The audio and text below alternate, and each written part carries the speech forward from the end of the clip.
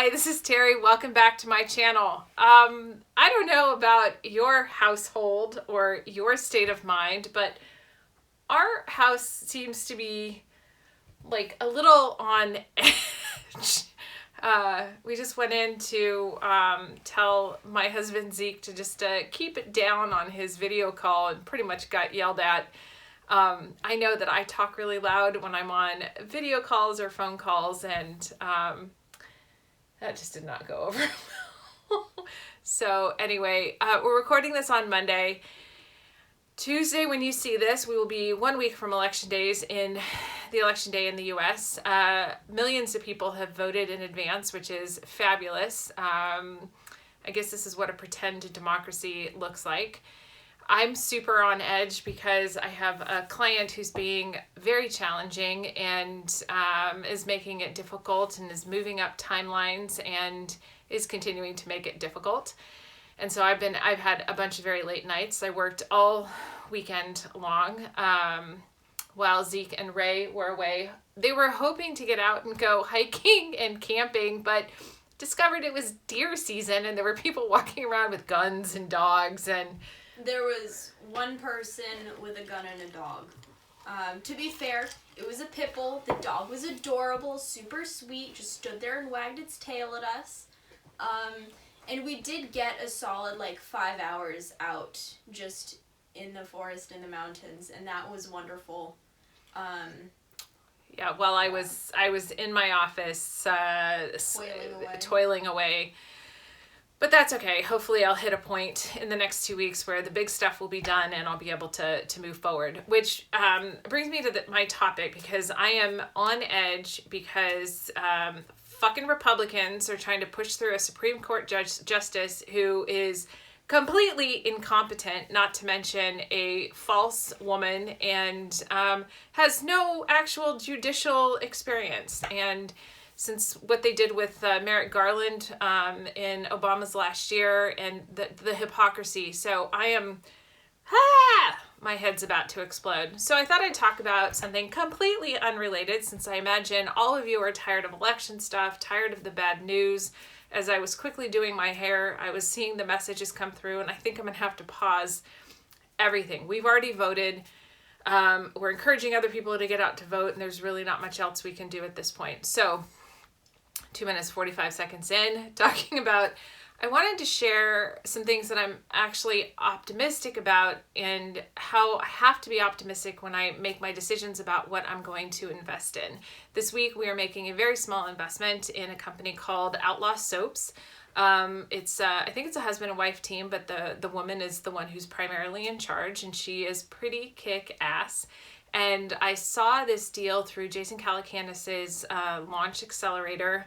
Saw it, I don't know, maybe 6 months ago. Maybe it was in the spring. I think it was a virtual event. I don't think I met her in person. And initially I was like, I don't invest in this space. But then when the syndicate came around, the opportunity, I thought, you know what, I'll just put in a small amount. There's revenue. It's a direct-to-consumer brand. I see that it's an easy acquisition by somebody else, which is what I said about Tomboy X. And so I decided just to lay down a small bet on that. The bigger bet that we're going to be making as soon as Monique sends out the documentation is investing in Monique Woodard's first fund, Cake Ventures. And I may have talked about it on a previous episode. Up until a year and a half ago, 2 years ago, I think I was like, I'm not investing in funds, because I wanted to make my own decisions about where I wanted to invest money. And if I invest in a fund, then the fund manager gets to decide what investments or what startups to invest in. And I think in the last 2 years, I've realized that it's really hard to stay as an independent angel investor, to be able to stay current on all sorts of different things, to be able to make good decisions on investments. And so I've decided to basically diversify my risk by investing in fund managers who are investing in things that I believe in. And But that doesn't mean that I don't continue to take meetings. It doesn't mean that I don't continue to review pitches and take a look at deals and opportunities, because it's one of those things that when the right thing comes across my desk or the right founder comes across my desk, then I may just decide to invest. For those of you who are new to the channel, I've been angel investing for the last 5 years. In fact, I think it's... Has it really been 5 years? Yeah. My very first investment was 5 years ago this month, and that was in my health teams. Damn. I know.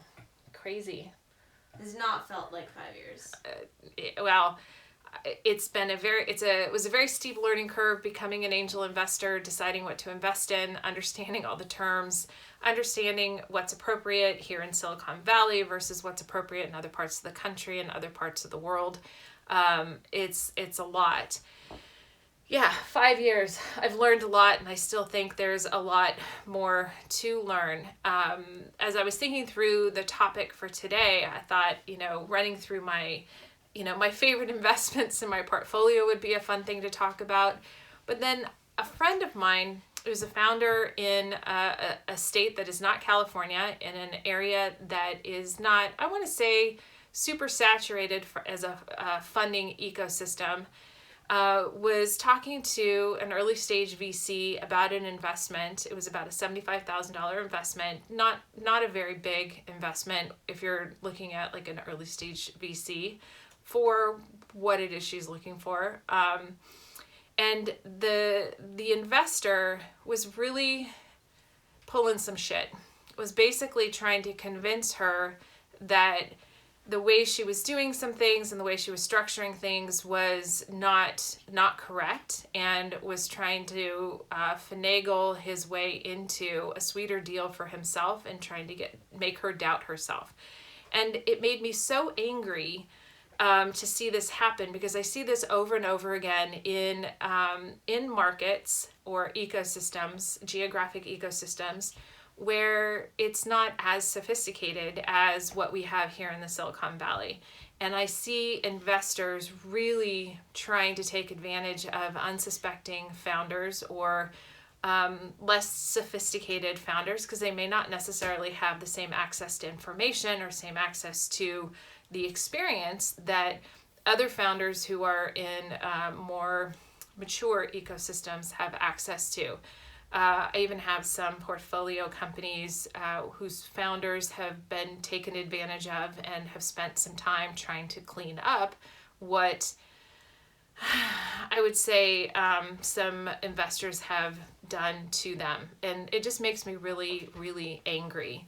And I understand that it's a matter of, if you're a founder and you're raising money, you should have a certain level of understanding, but not everybody has the same access to information, and it just was it tans my hide? I don't even know if that's politically correct to say. It just makes me so angry to see and hear about the stories about investors taking advantage of founders, and just makes me mad. But I was supposed to be optimistic, and I was supposed to talk about things that I'm optimistic about.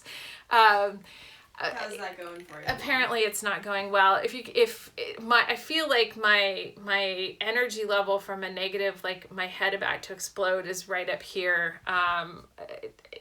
Maybe it's just that everything is just a little bit harder right now, and everything's just a little bit harder today.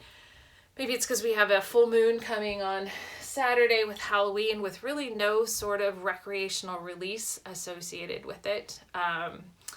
But, that is what it is. So quickly getting back around to the investing, I love that I can still attend virtual events, and I love that I can still connect with founders and other investors to try to share information and make it easier to get access to capital or resources for founders who really have amazing businesses, have amazing ideas, but maybe just lacked the opportunity. Earlier this morning, I had a few extra minutes, so I jumped onto Clubhouse and jumped into a room with one of my favorite people. Her name is Nina, and she's down in LA. She works for NPR, and she was talking to a gal, Hollis, And I guess they were commenting on a room where Mark Andreessen of Andreessen Horowitz was basically saying, if you don't come from Stanford or Berkeley, that's, somehow you are inferior. And I see that all the time here in Silicon Valley. Oh, that's such elitist bullshit. Oh, it drives me insane. As someone who's a product of my undergrad and my master's degrees are both from Cal State East Bay, back when it was Cal State Hayward. My son is going to San Diego State University. I think the CSU system is a perfectly respectable educational system. And you get a great education from a state school. Plus, not everybody has equal access to opportunity, and that came up in the conversation between Nina and Hollis. And I think Hollis brought it up in the Andreessen conversation in a different room that I would never join because it's a big room and I just can't stand that bullshit. But I tried putting together a program about 2 years ago between Cal State East Bay and basically the Silicon Valley to bring over people from tech companies, startup founders, investors, whether they're angel investors or VCs, in order to bridge the 15-mile difference between Silicon Valley and Hayward. Apparently Cal State Hayward or Cal State East Bay is like the least expensive state university in the state of California. You have a lot of kids or people who are going there who are the first people in their family to go to college. A lot of them are smart and they're motivated and they have grit and they're innovative and yet they didn't have the same opportunity as other people who may have just had different socioeconomic backgrounds, different educational backgrounds.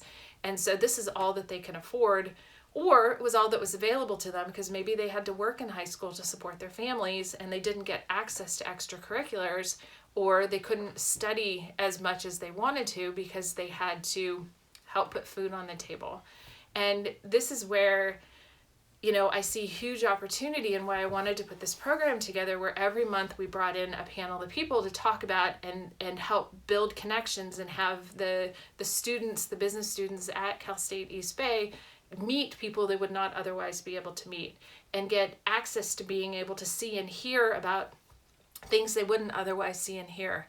Unfortunately, the dean of business who I was working with just dropped the ball on it, and I decided not to push after trying to push it through a couple of times. I'm kind of glad it would have been kind of knocked dead because of COVID this year, but I really do see that there's a huge opportunity in these underrepresented areas and in these folks who, once again, they have grit, they're smart, they're innovative, they're creative, and it's just a matter of lack of opportunity.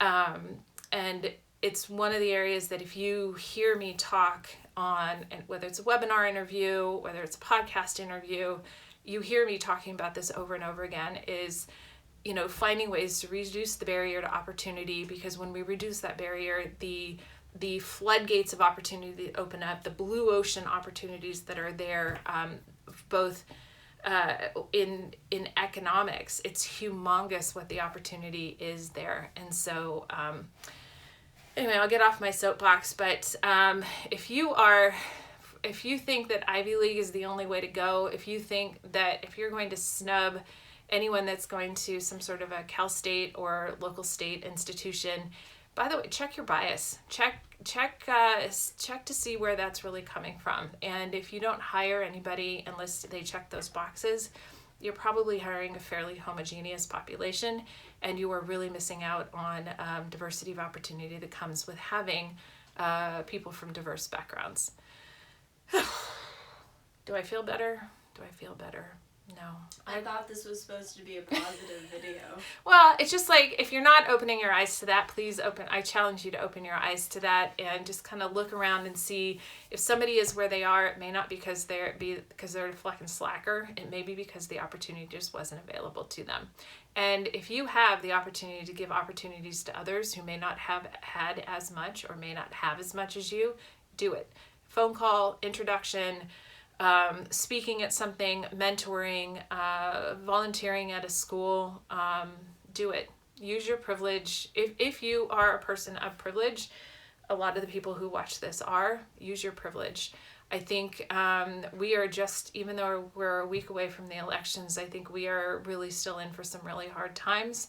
And now more than ever, we need to dig in and be looking around and seeing what we can do for others as we take care of ourselves. So, quick check-in with Finn. This shouldn't be a surprise. Yeah, but I forget about it every time. I don't know. I'm just sitting here. The video is... Yeah, it's 15 minutes, just long enough. Okay, did you notice I'm wearing my Roslynn earrings? I love these. I'm going to put a link in because I haven't ordered from Roslynn lately. Roslynn, if you're watching, hi. I miss your earrings. I hope you're doing well. What do you mean you miss her earrings? I miss ordering and getting new earrings because over the summer I kept ordering. Well, I miss her, but I see pictures of her on Instagram. But I need to order some more earrings. But I love these. These make me happy. So, and that's why I put them on. So I think with that, we'll go ahead and wrap this up. I've got to get back to some client work and drinking. Because I had a conversation with my son Adam earlier about money. Oh goodness. Yeah, exactly. So if you're looking for a tutor, Adam is tutoring. I'll put a link to something in the description. He got 5 on AP Calc, 5 on AP Physics. Super smart kid, took Latin from Mr. E up at Woodside, did it for 4 years. And he's looking to make a buck. And tutoring, I think, is a fantastic way for him to do it. He's looking to get a PhD in philosophy and teach philosophy at the collegiate level. He's worked with kids before as a camp counselor. Yes, I'm pimping him out just so that I am less stressed about his whole situation down in San Diego. So he has plenty of time because all of his classes are asynchronous. And with that, I hope you have a fabulous Tuesday. For all my new subscribers and my new viewers, thank you so much for watching. If you have ideas on what you're doing to stay uplifted and focused and keep your stress level down. Chocolate. I don't like chocolate. That sounds like a you problem. That's why you're so stressed and down. Because I don't love chocolate. Yeah. Okay. Nice theory. So anyway, Also let me know in the comments what you're doing. If you comment on this video or any of the last two, I'm going to put you in the drawing for a candle from Elon Wick candles, and I might have one from someplace else. So maybe I'll do 2 drawings. So drop a comment in about what you're doing in order to keep your stress level down over the next week. And with that, let go of perfection, take some risks, and above all else, do have some fun.